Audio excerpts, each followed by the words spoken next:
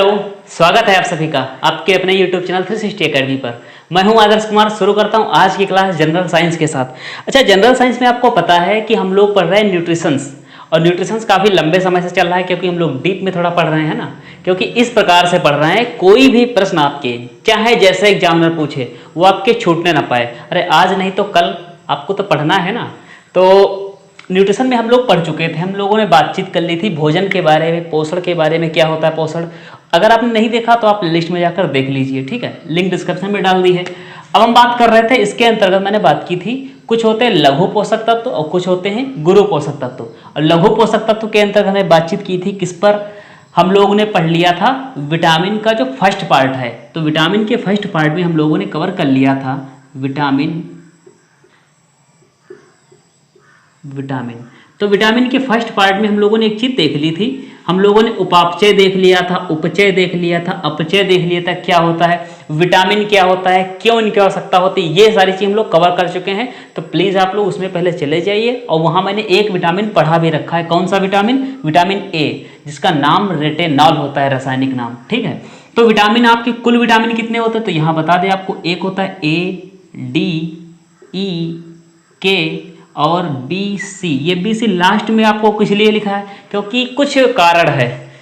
कुछ कारण ये है क्योंकि दो प्रकार के विटामिन होते हैं मुख्य रूप से, क्योंकि कुछ होते हैं जल में घुलनशील, जल में, और कुछ होते हैं वसा में घुलनशील, फैट सोलेबल, ठीक है। तो जो जल में घुलनशील होते हैं वो होते हैं हमारे कौन कौन से? तो बी और सी। और कौन से? जो आपके ए, डी, ई, के, जो आपके बचे ए, डी, ई और के, ये होते हैं आपके वसा में घुलनशील। तो आपको यहाँ से एक चीज बात पता चल गई होगी कि जल में घुलनशील है, इसका मतलब आपके बॉडी में जल आता भी और जाता भी है, ठीक है। तो जल आता है और जाता है, यूरिन के माध्यम से जाता है, पसीने के माध्यम से जाता है ना। तो ये विटामिन आपके शरीर में आएंगे और जाएंगे, इनका आना जाना लगा रहेगा। लेकिन ये विटामिन जब आ जाएंगे आपकी बॉडी में तो जल्दी जाएंगे नहीं। क्यों? क्योंकि वसा में घुल जाएंगे, और वसा में घुलने के बाद में इनका स्टोरेज होगा, इनका संग्रहण होगा। कहाँ होगा?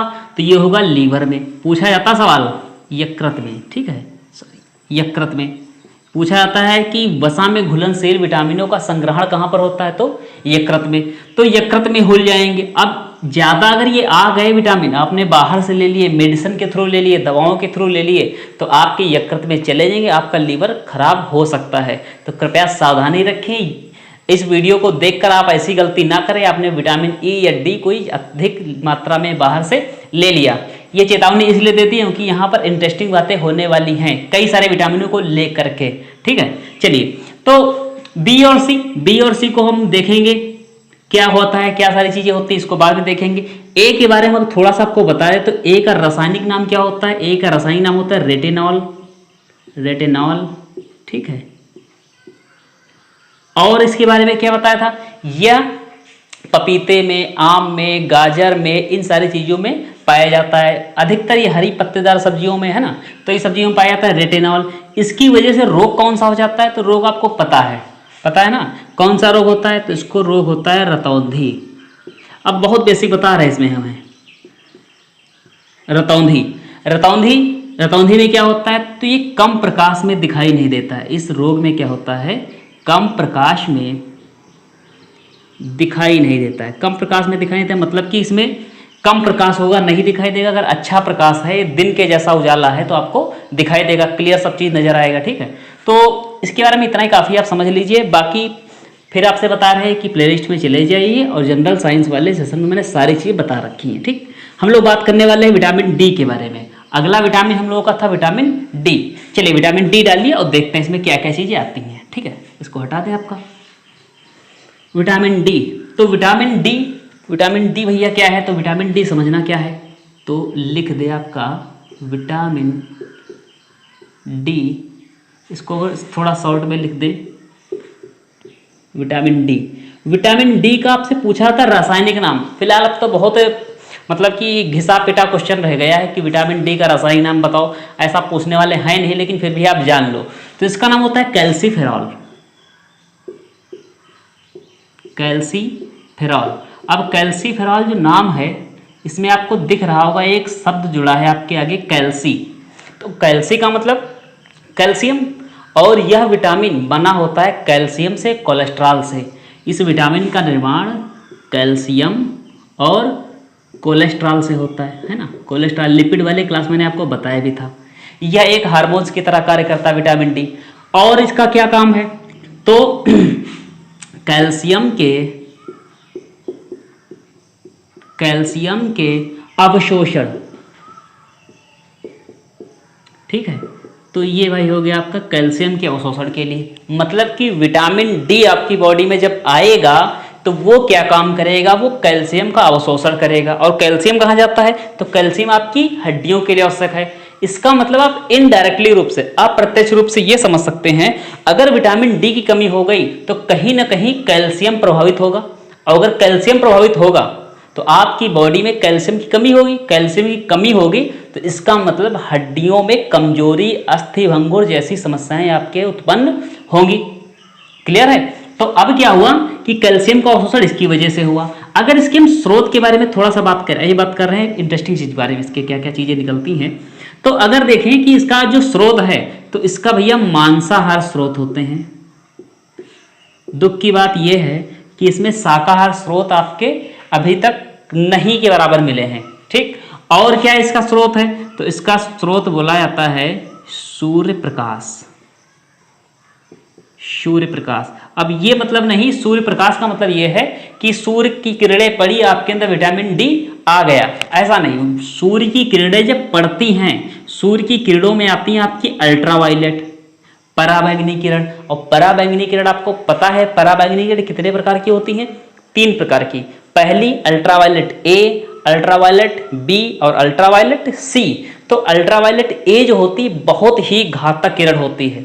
अगर पृथ्वी पर आ गई, ओजोन डिप्लेशन हो गया और ये पृथ्वी पर आ गई ए वाली, तो हमारा विनाश सुनिश्चित है। बी आती है तो ये अनुवांशिक डिजीज या अनुवांशिक बीमारी लेकर आती है, ठीक है। इसमें जो सी होती है, सी अल्ट्रावायलेट सी जो होती है, ये कुछ हद तक लाभदायक होती है। जैसी आपकी बॉडी पर पड़ती है तो सुबह 8 से 11 के बीच में, अगर 8 से 11 के मध्य में देखें तो यह विटामिन डी का यहाँ पर क्या होता है, निर्माण होने लगता है। जैसे अल्ट्रावायलेट सी पड़ती है आपकी बॉडी पर तो आपकी बॉडी में विटामिन डी का निर्माण होता है, बहुत तेजी से निर्माण होता है, तेजी से। तो ये भी कह सकते हैं सबसे तीव्र बनने वाला विटामिन, तीव्र बनने वाला विटामिन, बनने वाला। तो सबसे तीव्र बनने वाला विटामिन कौन सा हुआ आपका, विटामिन डी। और कब, 8 से 11 के मध्य में। एक और चीज के बारे में कही जाती है कि ये विटामिन हर तीसरे व्यक्ति में इसकी कमी भी पाई जाती है। तो ये एक प्रकार का फैक्ट है कि जल्दी भी बनता है और ये कमी भी लोगों में पाई जाती है। कारण क्या है, तो कारण आप खुद समझ सकते हो काफ़ी चीज़ें, कि आप जब कभी ऑफिस के लिए निकलते हो या अपनी कोचिंग के लिए निकलते हो या पढ़ने के निकलते हो, तो क्या आप 8 से 11 के बीच में आप धूप लेते हो बैठ करके, कभी 2-3 घंटे आपने धूप कभी लिया बैठ करके? ऐसे जनरली अगर बात किया जाए तो बहुत से लोग होंगे मांसाहार नहीं यूज़ करते हैं, शाकाहार पर डिपेंड है। तो विटामिन डी की कमी होना ऑब्वियस सी बात है। क्लियर। अब एक चीज़ और आपको बताएं कि जो कैल्शियम की बात निकल के यहाँ से आ रही है, अच्छा इसके स्रोत मैंने बता दिए आपको, हाँ स्रोत तो बता दिए हैं। और ठीक, चलिए एक चीज़ देखना, जो गर्भवती माताएं होती हैं, गर्भवती, तो अगर कोई महिला गर्भवती रही है और उसने अपने बच्चे को जन्म दिया है, गर्भवती महिला, तो वो बच्चा जो कैल्शियम प्राप्त करता है, अपनी बॉडी का 50% कैल्शियम, आधा कैल्शियम जो अपनी बॉडी का 50% कैल्शियम बच्चा कहाँ से लेता है, माता से लेता है। और फिर 50% कैल्शियम जो बचा उसका, वो कहाँ से लेगा, वो बाहर से ले लेगा, बाहर की दुनिया में आकर के, है ना। तो बाहर की दुनिया में आकर के 50% लेगा और 50% माता से लिया। अगर इस माता ने अपने जीवन काल में 3 से 4 बच्चों को जन्म दिया, तो आप बताओ कि इस महिला में विटामिन डी कैल्शियम की कमी होनी है या नहीं होनी है? क्योंकि अब ये अगर 3 से 4 बच्चों को जन्म देती है तो अपनी बॉडी का कैल्शियम बहुत अधिक मात्रा में निकाल देगी, अपने बच्चों को दे देगी। तो इसकी किसकी कमी हो जाएगी, इस महिला कमी हो जाएगी कैल्शियम की। कैल्शियम कमी हो जाएगी तो इसको किसकी आवश्यकता है, कैल्शियम की आवश्यकता है। कैल्शियम बनाने के लिए उत्तरदायी कौन है, तो विटामिन डी उत्तरदायी है। क्लियर भाई सारी चीजें। तो अब अगर हम देखें कि रोग कौन कौन से निकलते हैं, यहां पर अगर ये 50% पूरा ना दे पाता, ना मिल पाता बच्चे को, या बच्चे का जन्म हो गया उसने बाद में कवर नहीं कर पाया, बाद में उसका कवर नहीं हुआ, अगर विटामिन डी की कमी हो गई या कैल्शियम कमी हो गई, तो रोग कौन कौन निकल के आएंगे उनको देखते हैं। तो बच्चों में जो है वो विटामिन डी की कमी से कौन कौन से रोग होते हैं, तो बच्चों में, अच्छा एक और चीज देखो जरा कि गर्भवती महिलाओं, मैंने बताया तो गर्भवती महिला जो है या गर्भवती जो भी लेडीज है, तो अगर वो गर्भवती रहती 3 से 4 बच्चों को जन्म देती है, जो भी बच्चों को जन्म देती है, तो उसकी बॉडी में किसकी कमी हो जाएगी, कैल्शियम की। तो उसको हम 40 प्लस होने के बाद में, 40 प्लस होने के बाद में कैल्शियम की गोली उसको हम दे सकते हैं बिना डॉक्टर की सलाह से, क्योंकि अपनी बॉडी का उसने आयरन और कैल्शियम बहुत अधिक मात्रा में अपने आने वाली पीढ़ी को दे दिया है। तो इसीलिए अधिकतर महिलाओं में देखी जाती कैल्शियम की कमी। और कैल्शियम कमी, अगर आप विटामिन डी भरपूर मात्रा में मिलती उस महिला को, तो कैल्शियम का अवशोषण होता रहेगा, कैल्शियम उसकी बॉडी में बनता रहेगा। और फिर भी कमी पड़ जाती तो हम लोग क्या करते हैं, बाहर से उसको कैल्शियम दे देते हैं। अब हम बात कर रहे थे कि बच्चों को अगर पूरा विटामिन ना मिल पाए, विटामिन डी ना मिल पाए, कमी हो जाए, तो उनके रोग कौन कौन से होंगे। तो रोग आपने सुन भी रखा होगा छोटी क्लास में, रिकेट्स रोग वगैरह होते हैं ना, रिकेट्स होते हैं, महिलाओं में कुछ रोग हो जाते हैं, पुरुषों में कुछ रोग हो जाते हैं। चलिए इसके अंदर देखते हैं क्या होते हैं रोग, है ना। चलिए तो बच्चों में पहले देखते हैं, तो बच्चों में कौन से रोग होते हैं भाई। तो बच्चों में होने वाला रोग किसकी कमी से, तो कमी अगर हो जाती है किसकी, विटामिन डी की, तो रोग कौन सा होता है, तो रोग का नाम है रिकेट्स। रिकेट्स, इसी को हम लोग कहते हैं सूखा रोग। सूखा रोग, इसमें क्या होता है, बच्चों की जो होती है हड्डियां या लंबाई प्रभावित होती है, लंबाई प्रभावित होती है, हड्डियां मुड़ जाती हैं। हड्डियां मुड़ जाने का मतलब ये है उनके पैर जो होंगे वो थोड़े से धनुष के आकार के, सुना होगा ना, धनुष के आकार के उनके पैर हो जाते हैं, हड्डियां मुड़ जाती है, उनकी लंबाई की वृद्धि जो होती है, उनकी लंबाई प्रभावित होने लगती है। तो ये सारी कमी अगर देखने को मिलती है तो हम समझ जाते हैं उसके अंदर किस विटामिन की कमी है, तो विटामिन डी कमी है। विटामिन डी उसको दे दिया जाए तो इसका मतलब कैल्शियम का अवशोषण अच्छी मात्रा में होने लगेगा, और कैल्शियम का अवशोषण होने लगेगा तो ये सारी समस्याएं उसकी दूर की जा सकती हैं। अगर हम यहीं पर बात देखते हैं थोड़ी सी और, बच्चों को हटा दिया जाए, वयस्कों की बात करें, और वयस्कों में जनरली ये समस्याएं महिलाओं को होती है। क्या होता है कि महिलाएं कभी हल्के से गिर जाती हैं तो उनकी हड्डियों फ्रैक्चर हो जाता है, हड्डियां टूट जाती हैं, अस्थि भंगुर की समस्याएं, जोड़ों में दर्द, हाथ पैरों में जकड़न अकड़न, ये सारी समस्याएं अगर देखने को मिलती हैं तो वो एक रोग निकल के आता है। वयस्कों के लिए बात करें, वयस्क ही लिखें क्योंकि पुरुषों में भी देखा जाता है कभी कभी ये चीज़, वो अलग की बात है, उन्होंने बच्चों को जन्म नहीं दिया, लेकिन फिर भी चलिए रहने दीजिए, यहीं पर लिख दें वयस्कों में। तो वयस्कों बनता है सबसे पहले ओस्टियोपोरोसिस, पूछा जाता है आपका ऑस्टियोपोरोसिस। ऑस्टियोपोरोसिस में क्या होता है कि आपकी हड्डियां जो होती हैं यहाँ से कमजोर हो जाती हैं। अगर विटामिन डी कमी है तो हड्डियां कमजोर हो जाती हैं, दर्द होने लगती है, वो होती ना चिटकने, बार बार चटकन जैसी समस्याएं होने लगती हैं। फिर यही अगर ये समस्या बढ़ जाती है तो यही रूप ले लेती है ओस्टियोमलेशिया का,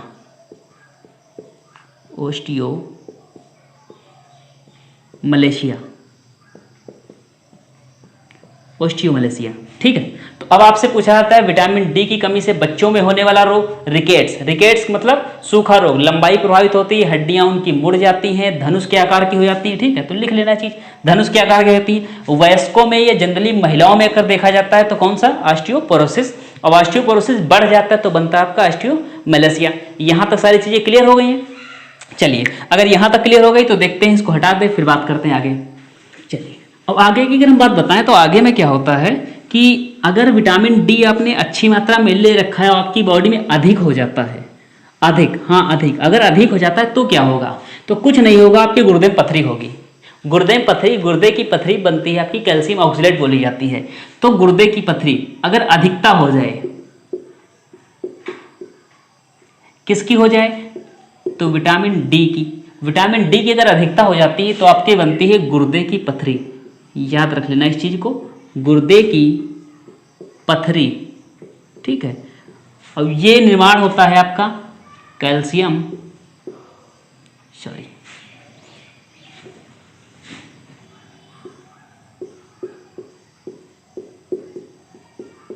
कैल्शियम ऑक्सलेट, ठीक है। तो ये हो गया आपकी विटामिन डी के बारे में। विटामिन डी के बारे में मैंने आपको बता दिया इसका रासायनिक नाम। तो रासायनिक नाम क्या निकला आपका? कैल्सीफेरॉल निकला। इसकी वजह से रोग कौन कौन से हो जाते हैं? तो रिकेट्स हो जाता है बच्चों में, और पुरुषों में या महिलाओं में, वयस्कों में अगर देखा जाए तो कौन कौन रोग निकलते हैं? Osteoporosis, osteomalacia. यह विटामिन सबसे तेज बनता है, एक हार्मोन्स की तरह कार्य करता है, ठीक है। तो इतनी सारी चीजें हम लोगों ने देख ली। कैल्शियम और कोलेस्ट्रॉल से इसका निर्माण भी हो जाता है। 8 से 11 के मध्य में हम लोग धूप अगर सेकते हैं अपने आप को, तो हमको विटामिन डी की कमी नहीं होगी, ठीक है। और इसका सोर्स जो है, स्रोत है, वो मांसाहार ही है अधिकतर। और मांसाहार में जैसे आपका मछली हो गया, अंडा हो गया, यकृत हो गया, ये सारी चीजें। और अगर देखा जाए तो ए, डी, ई के लगभग ये विटामिन आपकी मिल जाती है मांसाहार में, ठीक है। और शाकाहार में सिर्फ डी को छोड़कर शाकाहार में मिल जाती। शाकाहार का मतलब हरी सब्जियां हो गई, फल हो गए, अनाज हो गए, इसमें सारी चीज मिल जाती है। लेकिन कौन सी नहीं मिलती है? तो आपकी विटामिन डी नहीं मिल पाती है। क्लियर है? चलिए अगले विटामिन की तरफ देखते हैं भाई। विटामिन ई, विटामिन ई तो लिख लें भाई विटामिन ई। तो विटामिन ई जो है, इसका अगर रासायनिक नाम की बात करें, ये बहुत ही मतलब एक इंटरेस्टिंग विटामिन है। इंटरेस्टिंग विटामिन इसलिए बोला क्योंकि आपको भी सुनने में इंटरेस्टिंग लगे, इसके बहुत सारे फैक्ट हैं। क्योंकि यह विटामिन अगर देखें तो मुख्य रूप से त्वचा के लिए भी उत्तरदायी है, त्वचा की खूबसूरती के लिए। अगर इसकी कमी हो जाती है त्वचा पे झुर्रियाँ, दाग, धब्बे और झुरझुरापन, है ना, डल हो जाती है स्किन, इसी की वजह से, इसी ये कमी की वजह से। और अगर देखा जाए तो यह आपके लैंगिक हार्मोन्स के लिए उत्तरदायी है। इसकी वजह से महिलाओं में क्या होने लगता है कि बांझ बनाने लगता है, पुरुषों में शुक्राणुओं की कमी हो जाती है, नपुंसकता हो जाती है। तो ये सारी चीज़ें किसकी वजह से आती है? विटामिन ई की वजह से। इसको हम लोग एंटी एजिंग विटामिन भी कहते हैं। एंटी एजिंग विटामिन क्या? ये सारी चीज़ बताएंगे आपको, लिख करके बताएंगे। एंटी एजिंग विटामिन का मतलब ये है कि यह आपकी आयु विरोधी विटामिन है। अगर इस विटामिन की पर्याप्त मात्रा आपकी बॉडी में है तो आपकी आयु भले ही ज़्यादा हो लेकिन सामने वाले व्यक्ति को कम लगेगी। जैसे आपने देखा ना, बहुत सारे एक्टर एक्ट्रेस 45 के होने के बाद भी 25 के दिखाई देते हैं, क्योंकि वो मेकअप का कमाल नहीं है इतना। मेकअप कुछ रूप से दिखाई देता है, लेकिन रियल लाइफ में भी जब आप देखते हो उनको, फिर भी उनकी एज कम लगती है, ठीक है। तो किसकी वजह से? विटामिन ई की वजह से। देखना क्या क्या होता है इसका। तो रासायनिक नाम देख लो भाई, इसका क्या है। तो इसका रासायनिक नाम देखते हैं। तो इसका रासायनिक नाम होता है टोकोफेरॉल। टोकोफेरॉल। अब यही टोकोफेरॉल जब कम पड़ जाता है आपकी बॉडी में तो लोग आपको टोकने लगते हैं।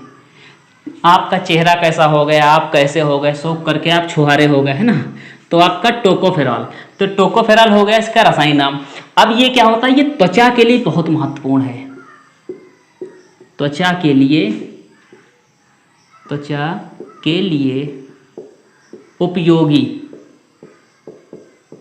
अब त्वचा के लिए जब उपयोगी है तो ये जब पता चलता है ब्यूटी प्रोडक्ट बनाने वालों को, तो क्या करते हैं, वो अपनी हर प्रोडक्ट में विटामिन ई का प्रचार करते हैं। जैसे आलमंड ऑयल हो गया, आपकी फेयर एंड लवली हो गई, या आपकी बहुत सारी क्रीमें, बहुत सारे जो भी चीज़ें होती हैं ब्यूटी प्रोडक्ट्स, तो उसमें किसको दिखाते हैं? विटामिन ई 150% एक्स्ट्रा, 200% एक्स्ट्रा, जो भी चीज़ें हैं। तो त्वचा के लिए अधिक उपयोगी। अगर इसकी कमी होती तो दिखने लक्षण क्या स्टार्ट हो जाते हैं? तो जैसे हम लिख दें लक्षण, झुर्रियाँ, और क्या होता है? दाने, चेहरे पर दाने हो जाते हैं, पिंपल्स जिसको आप बोलते हो, ठीक है। और चमक, चेहरे क्या हो जाती है? चेहरे की चमक जो होती है वो कम हो जाती है। अगर चेहरे की चमक कम हो गई, आपके चेहरे पर झुर्रियाँ आ गई, तो आप 30 साल के होने के बावजूद आप 45 साल के लगोगे। और अगर आपकी एज 50 साल है, विटामिन ई की अधिक मात्रा है, अच्छी खासी मात्रा है, पर्याप्त मात्रा, अगर पर्याप्त मात्रा है तो आपकी बॉडी जो है वो 50 साल होने के बावजूद भी 30 साल की लगेगी। तो समझ रहे हो चीज़ों को? ये क्या कर रहा है? एज को घटा रहा है, एज ही डिफरेंस आ रहा है। तो इसको हम लोग एक और नाम देते हैं। अच्छा, ये आपकी ब्यूटीनेस के लिए जिम्मेदार, सुंदरता के लिए जिम्मेदार है, तो इसको नाम दिया गया ब्यूटी विटामिन। लिखते रहना भाई, ब्यूटी विटामिन।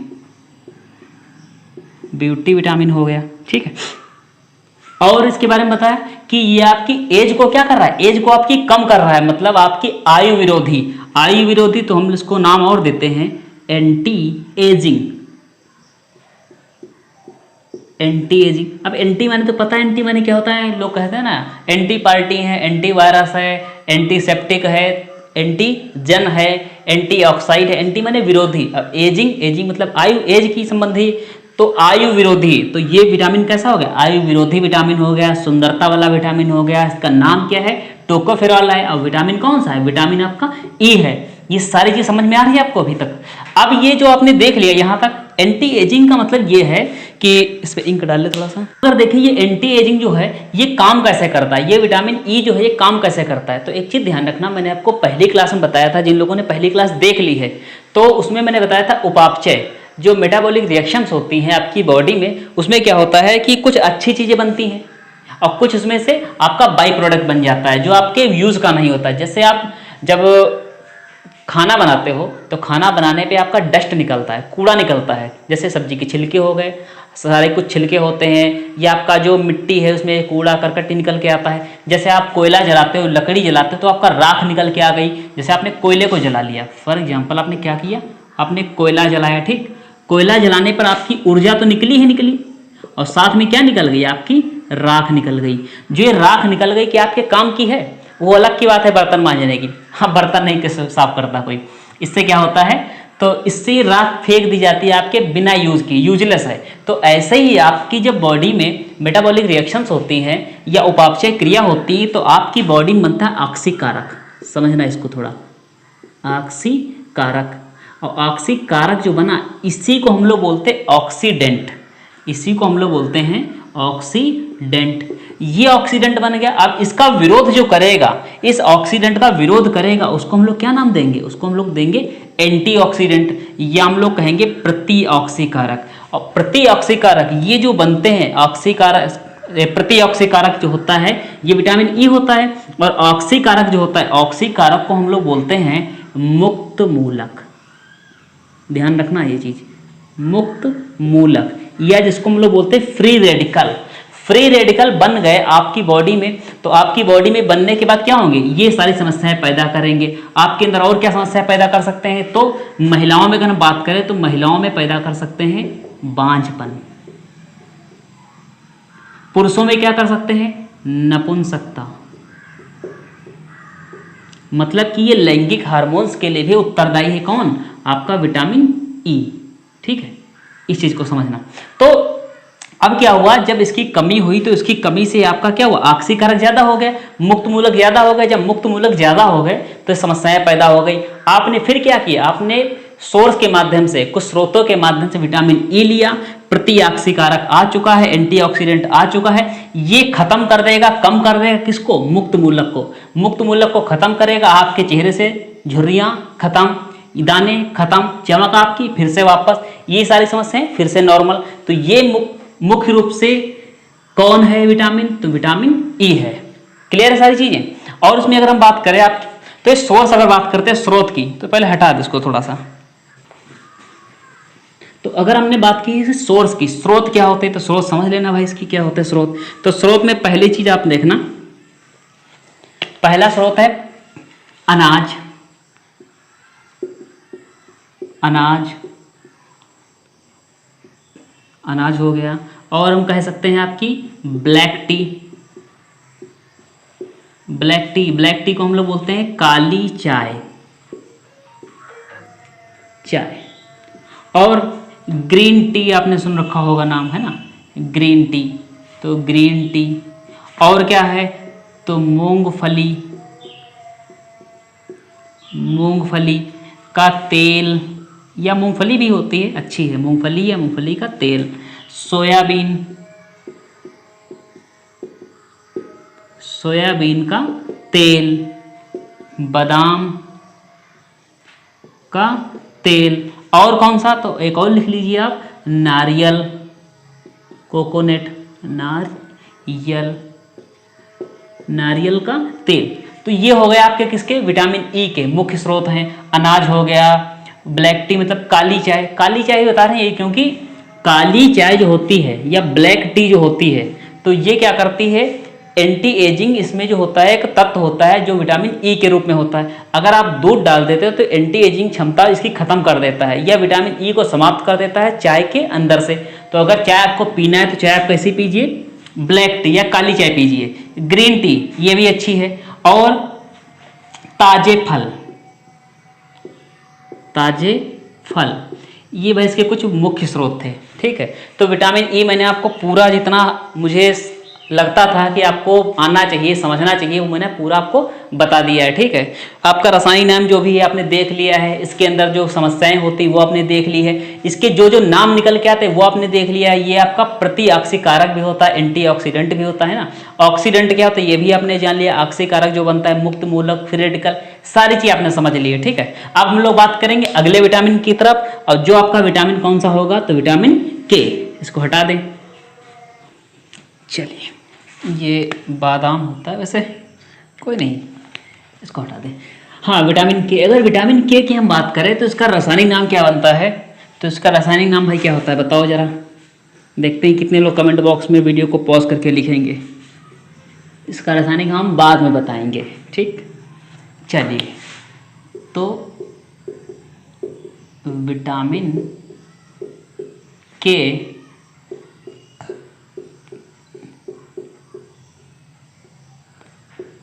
विटामिन के, अब इसकी हम बात करें तो ये देखो बहुत हमें आवश्यक नहीं है कि हम बाहर से लें, क्योंकि इसका निर्माण होता रहता है आपके लीवर में। इसका निर्माण कहाँ होता है, तो इसका निर्माण हो जाता है लीवर में। अब विटामिन के आपका बन गया लीवर में। ये काम क्या करता है, तो विटामिन के जो काम करता है वो करता है रक्त का, सबको पता है, थक्का बनाने में सहायक है। रक्त का थक्का बनाता है, और रक्त का थक्का बनाता है, इसीलिए हम इसको कहते हैं एंटी हेमोरेजिक,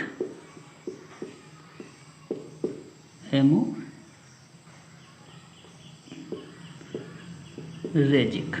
ठीक है, मतलब कि रक्त का थक्का बनाने के लिए यही उत्तरदायी है। ठीक, एंटी हेमोरेजिक विटामिन कहते हैं इसको, विटामिन। ठीक, अब विटामिन, तो अब ये क्या होता है, ये हमारा जो विटामिन के है ये लीवर में इसका निर्माण होता रहता है। ये क्या काम करता है, रक्त का थक्का बनाने में सहायक होता है।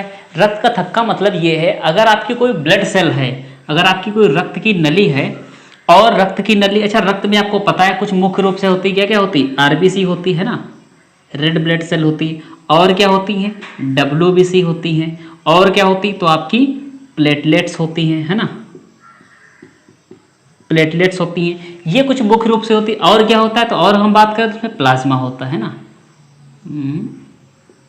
प्लाज्मा होता है। तो ये इतनी चीजें होती हैं।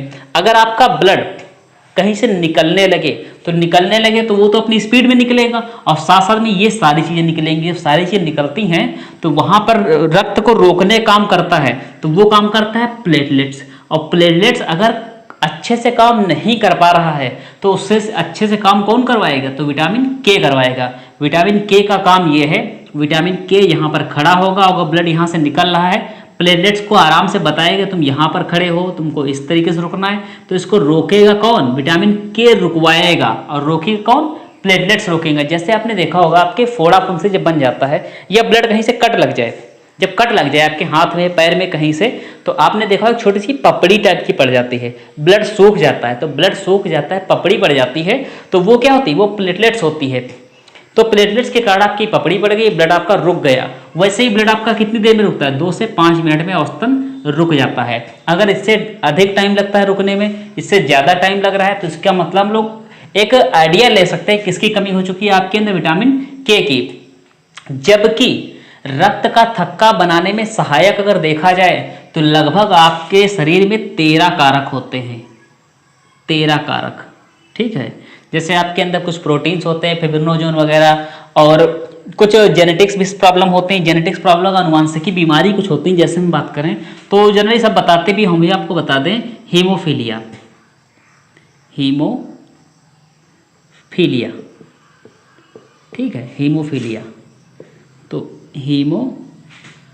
हीमोफीलिया।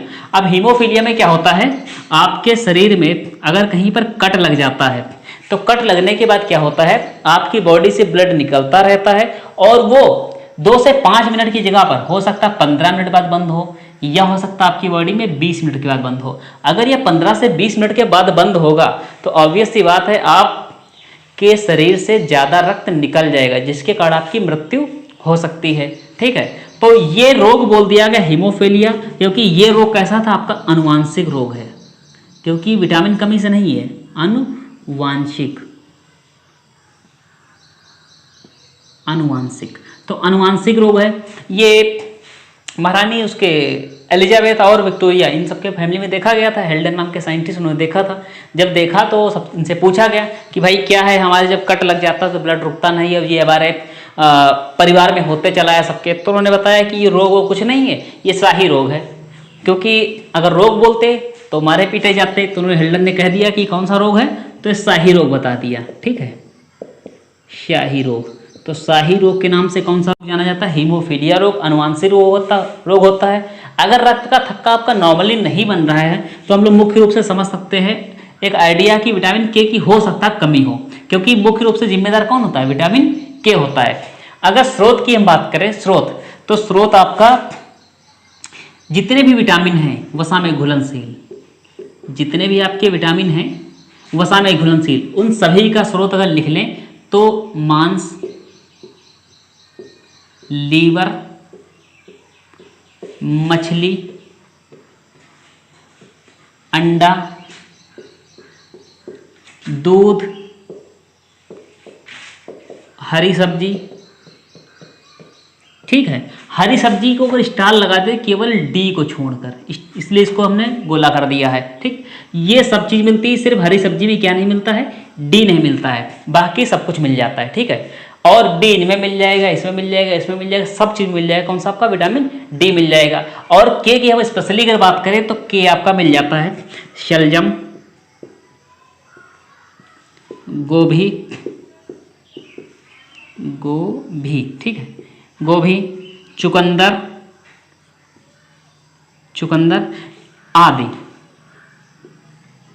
आदि। तो मुख्य रूप से ये कुछ चीज़ें होती हैं जिनके अंदर विटामिन के हम लोगों को आसानी से मिल जाता है। ठीक, तो हम लोग भाई पढ़ चुके हैं विटामिन, हम लोगों ने कौन कौन देख लिए, डी देख लिया, ई देख लिया, के देख लिया। ये 3 विटामिन हमने बहुत ही डीपली इनको कवर किए हैं। ए तो पहले ही पढ़ चुके थे, ए के बारे में बेसिक जानकारी मैंने आपको दे भी दी है स्टार्टिंग में। अगर आपने नहीं देखा है पहला वीडियो, फिर आपको बता रहे हैं, जा करके आप देख सकते हैं। इंड स्क्रीन में देख लीजिए, आपका आई कार्ड में जगह जगह है मौजूद, प्लेलिस्ट में भी पड़ा है। ठीक, तो हम लोग मिलेंगे इसके बाद में कि विटामिन जो आपके बी कॉम्प्लेक्स बच गए हैं उन पे बातचीत कर लेंगे। बी कॉम्प्लेक्स हम लोग डीप में कवर कर लेंगे अच्छे से, और फिर पढ़ेंगे हम लोग आने वाला चैप्टर जो होगा, हो सकता है आपका पाचन तंत्र हो या आपका श्वसन तंत्र हो, जो आप लोग कमेंट करके बता देंगे। अगर आप कहते हैं कुछ और स्टार्ट करो सर, तो कुछ और स्टार्ट कर देंगे, है ना। चलिए इसको हटा दें। तो एक चीज़ है छूट गई है आपकी, भाई विटामिन के रसायन नाम हम बता दें आपको क्या होते हैं। तो विटामिन के रसायन नाम होता है फाइलोक्विनोन, ठीक है। दूसरा होता है मैग्नीडियान, तीसरा होता है नेफ्थोक्विनोन, ठीक था है ये नेफ्थोक्विनोन। तो ये कुछ है क्विनोन। तो इतना मैंने बता दिया आपको, ये इसके रसायन नाम है। मुख्य रूप से ये ज़्यादातर पूछ लिया जाता है और वैसे पूछते तब कुछ नहीं है, ठीक है। तो अब आपको मिलेंगे अगली क्लास में, तब तक के लिए धन्यवाद।